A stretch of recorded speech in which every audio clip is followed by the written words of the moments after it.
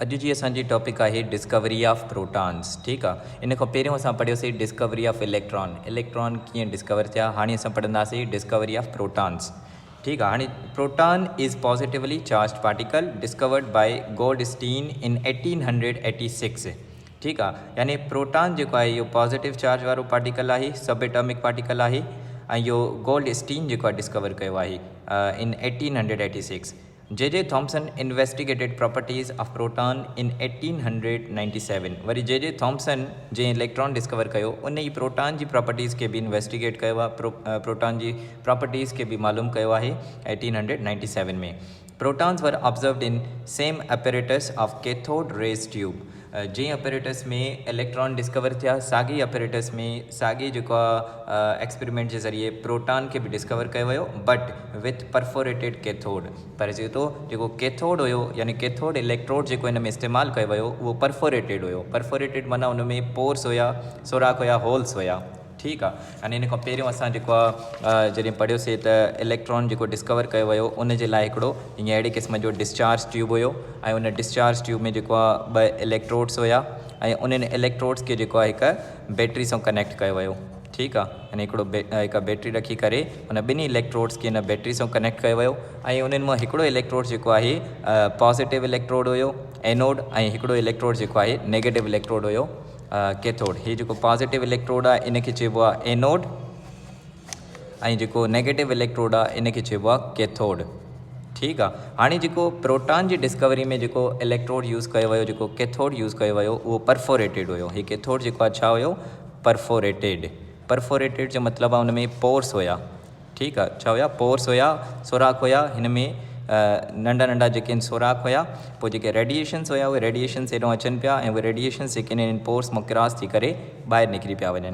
ठीक आहे, हाणे हिन एक्सपेरिमेंट जे बारे में पढ़ंदासीं त इहे प्रोटॉन्स जेके आहिनि यानी पॉजिटिव रेज़ जेके आहिनि उहे कहिड़े तरीक़े सां डिस्कवर कया विया। ठीक है, perforated cathode. Goldstein discovered that not only negatively charged cathode rays but positively charged rays are moving in opposite direction through perforated cathode। यानी गोल्डस्टीन जेको हुयो उन इहा शइ ॾिठी त नेगेटिव चार्ज वारा पार्टिकल्स हुया ई हुया इन डिस्चार्ज ट्यूब जे अंदरि, पर उन सां गॾोगॾु जेके आहिनि हिकिड़ा अपोज़िट चार्ज वारा यानी पॉजिटिव चार्ज वारा रेडिएशन्स हुया जेके अपोज़िट डायरेक्शन में ट्रैवल पिया कनि। यानी जेके इन खां पहिरियों असां पढ़ियासीं कैथोड रेज़ जेके आहिनि कैथोड मां निकिरी करे एनोड जी तरफ़ पिया ट्रैवल कनि। ठीक आहे, हिते पिक्चर ठहियलु आहे। इन पिक्चर में जेको आहे हिकिड़े पासे ॾे कैथोड आहे, हे वारो कैथोड आहे परफोरेटेड कैथोड ऐं हिन पासे ॾे वरी एनोड आहे। ठीक आहे, हाणे जेके कल्ह असां पढ़ियासीं यानी इन खां पहिरियों वारे वीडियो में असां जेके कैथोड रेस पढ़ियासीं उहे कैथोड मां निकिरी करे एनोड जी तरफ़ पिया वञनि ऐं हाणे जेके असां रेस पढ़ूं था जिन खे प्रोटॉन्स थो चयो वञे इहे एनोड रेज़ आहिनि, इहे वरी एनोड खां कैथोड जे तरफ़ ट्रैवल कंदा आहिनि। ठीक आहे, हाणे हिते जेको लिखियलु आहे त these positive rays passes through the holes of cathode। हाणे कैथोड जा जेके होल्स आहिनि न इन्हनि होल्स मां इहे रेडिएशन्स जेके आहिनि इहे क्रॉस करे ॿाहिरि निकिरी वेंदा। Cathode where they strike with walls of the tube. ठीक आहे, हाणे इन ट्यूब जी जेके वॉल्स आहिनि इन्हनि सां वञी करे स्ट्राइक थींदा, यानी हितां ईंदा अची करे इन कैथोड मां जेको आहे क्रॉस थी करे अची करे इन ट्यूब जे वॉल सां जेको आहे टकराइजंदा। उन खां पोइ एंड काज़ द ग्लो ऑफ ट्यूब। हाणे इहो ट्यूब जेको आहे इनखे वरी ग्लो कंदा, यानी इन में जेको आहे लाइट प्रोड्यूस कंदा। These rays were named as canal rays protons. हाणे इन्हनि रेडिएशन जो नालो जेको आहे हिकु त एनोड रेज़ बि रखियो वियो, उन सां गॾो गॾु इन्हनि खे केनाल रेज़ जो नालो बि ॾिनो वियो ऐं इहे केनाल रेज़ जेके आहिनि छा जा ठहियल हुया, प्रोटॉन्स जा। असल में इहे प्रोटॉन्स हुया जेके ट्रैवल पिया कनि इन एनोड खां कैथोड जे तरफ़ ट्रैवल पिया कनि। ठीक आहे, हाणे हिते सुवालु इहो आहे त हे जेको कैथोड आहे इहो परफोरेटेड छो हुयो। ठीक आहे, हाणे इनखे पोर्स छो कया विया, सोराख छो कया विया। ठीक आहे, हाणे इनखे सोराख इन जे करे कया विया त इन्हनि मां इहे रेडिएशन्स जेके आहिनि अंदरों क्रॉस पिया कनि। ठीक आहे, यानी इन मां साबित थियो। हाणे ॾिसो न कैथोड जेको आहे उहो नेगेटिव इलेक्ट्रोड आहे। हाणे इहे रेडिएशन्स जॾहिं इन कैथोड यानी नेगेटिव इलेक्ट्रोड जे अंदरों जॾहिं क्रॉस पिया करे वञनि त इन मां साबित पियो थिए त इन्हनि रेडिएशन्स जे मथां पॉजिटिव चार्ज आहे, इहे वरी पॉजिटिव चार्ज। ठीक आहे, अगरि इन्हनि रेडिएशन जे मथां पॉजिटिव चार्ज न हुजे हा, नेगेटिव चार्ज हुजे हा त कॾहिं बि इहे इन परफोरेटेड कैथोड जे अंदरों क्रॉस न कंदा, इहे हितां ई जेको आहे डिफ्लेक्ट थी वञनि हा। ठीक आहे, त इन्हनि पोर्स मां साबित थियो, यानी इन पोर्स मां जॾहिं इहे रेडिएशन्स क्रॉस करे ॿाहिरि निकिरी विया त इन मां साबित थियो त इन्हनि रेडिएशन जे मथां पॉजिटिव चार्ज आहे, छो जो इहे नेगेटिव इलेक्ट्रोड जे अंदरों क्रॉस था कनि। ठीक आहे, उन खां बाद में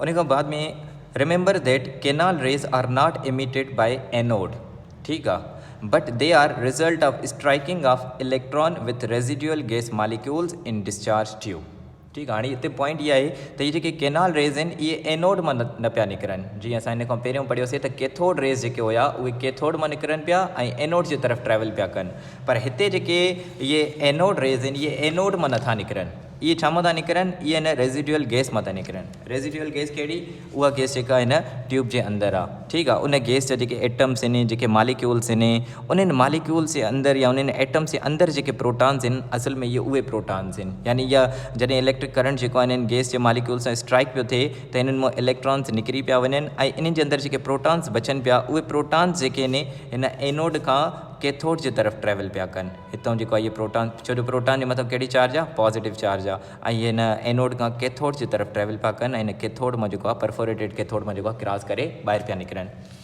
उन खां बाद में electrons ionise the gas molecules as follows. हाणे जॾहिं इलेक्ट्रॉन्स जेके आहिनि उहे हिन गैस जे जेके इलेक्ट्रॉन्स उहे जेके इलेक्ट्रिक करंट जेको पास पियो थिए हिन कंटेनर जे अंदरि उहे इलेक्ट्रॉन्स जेके आहिनि वञी करे जॾहिं हिननि एटम्स स्ट्राइक पिया थियनि। हाणे लेट सपोज़ कयो हे इन कंटेनर जे अंदरि जेके गैसिस आहिनि हे उन्हनि जा एटम्स आहिनि, ठीकु आहे। लेट सपोज़ कयो एटम्स आहिनि। हाणे हिननि एटम्स जे अंदरि छा आहिनि, इलेक्ट्रॉन्स बि आहिनि ऐं प्रोटॉन्स बि आहिनि। हाणे जॾहिं इलेक्ट्रॉन अची करे हिन इलेक्ट्रॉन स्ट्राइक थींदो, यानी कहिड़ो इलेक्ट्रॉन, जेको इलेक्ट्रिक करंट वारो इलेक्ट्रॉन आहे, इहो अची करे जॾहिं हिन इलेक्ट्रॉन सां स्ट्राइक थींदो त हिन इलेक्ट्रॉन खे जेको आहे ॿाहिरि कढी छॾींदो, हिनखे आयोनाइज़ करे छॾींदो, ठीकु आहे। जॾहिं कंहिं बि एटम मां इलेक्ट्रॉन ॿाहिरि निकिरी वेंदो आहे त उहो एटम जेको आहे आयोनाइज़ थी वेंदो आहे, ठीकु आहे। हाणे हे वारो इलेक्ट्रॉन बि लेट सपोज़ कयो ॿाहिरि निकिरी वियो त हाणे हिन एटम जे अंदरि जेको आहे सिर्फ़ु प्रोटॉन्स बचा। हाणे इहे प्रोटॉन्स जेके आहिनि इहे ट्रैवल कंदा हिन पॉज़िटिव इलेक्ट्रोड खां नेगेटिव इलेक्ट्रोड जे तरफ़, छो जो हिननि प्रोटॉन्स जे मथां पॉज़िटिव चार्ज हूंदी आहे, त पॉज़िटिव चार्ज हमेशह नेगेटिव इलेक्ट्रोड जे तरफ़ अट्रैक्ट थींदी आहे, ठीकु आहे।